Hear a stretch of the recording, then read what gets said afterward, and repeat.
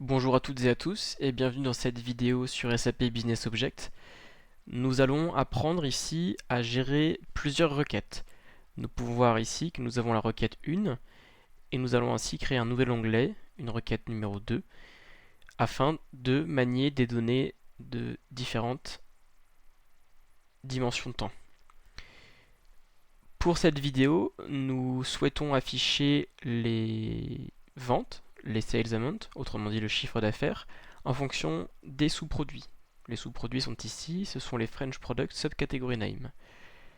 Nous filtrons ici sur la catégorie de produits accessoires afin de traiter moins de données. Nous réduisons ainsi notre temps de calcul. L'intérêt de cette requête 1 est de filtrer sur les dates allant du 1er janvier 2013 au 31 janvier 2013. Nous aurons ici les ventes du mois de janvier 2013. Dans cette vidéo, nous allons comparer ces ventes à celles du mois de janvier 2014. Pour ce faire, nous allons dupliquer cette requête.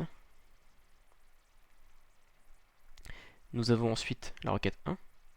Pour plus de compréhension, nous pouvons les renommer. Ici, ce sera les sales N-1, les ventes de l'année N-1. Et ici, nous aurons les ventes de l'année N.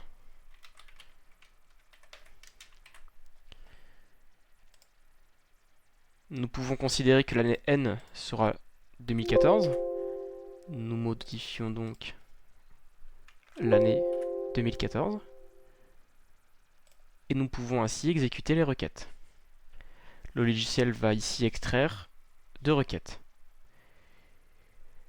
Ici, on nous demande où nous souhaitons insérer les nouvelles données. Nous souhaitons insérer les nouvelles données, sous-entendu de la requête numéro 2, soit des sales N, dans le rapport actuel, car nous allons faire un rapport sur des champs provenant de deux requêtes différentes. Nous pouvons supprimer ces deux tableaux. Afin d'identifier les ventes, nous allons créer deux variables. La première variable s'appellera les sales de l'année N. C'est une variable de type indicateur. Ici, cette variable sert à agréger les différentes ventes. Pour agréger, nous utilisons la fonction somme.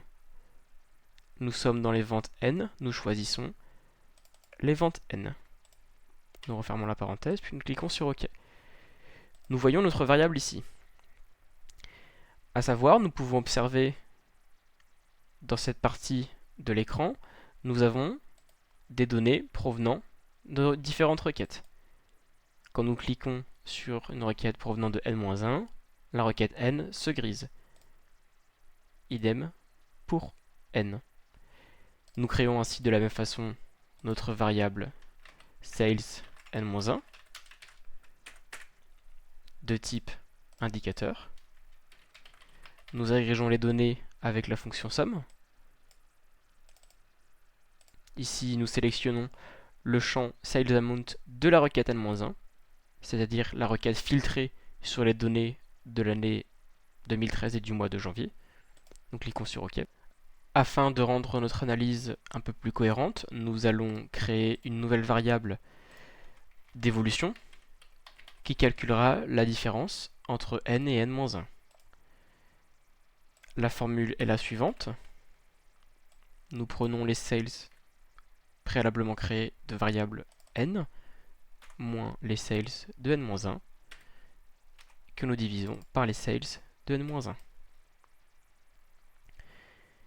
Nous pouvons ensuite placer nos différents produits sur le rapport, mais avant cela, nous devons fusionner ces deux French Product Subcategories. En effet, nous allons créer un tableau avec un seul libellé, qui sera les catégories de produits, et avec, dans ce même tableau, les sales N et les sales N-1. Nous devons cliquer sur ce bouton de fusion. Nous choisissons de fusionner les deux champs French Product Category Name. Nous les sélectionnons un par un grâce au bouton CTRL de notre clavier. Nous cliquons sur OK. Nous avons donc ce champ qui est renommé afin de les fusionner. Nous pouvons mettre ce champ dans le tableau. Notre variable n, notre variable n-1 à gauche, ainsi que notre évolution.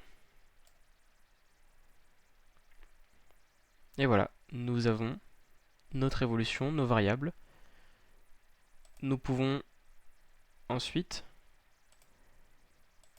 mettre cette colonne d'évolution en format pourcentage afin d'avoir une variation en pourcentage. C'est tout pour cette vidéo sur les requêtes multiples ainsi que les fusions de champs. Merci d'avoir écouté et regardé.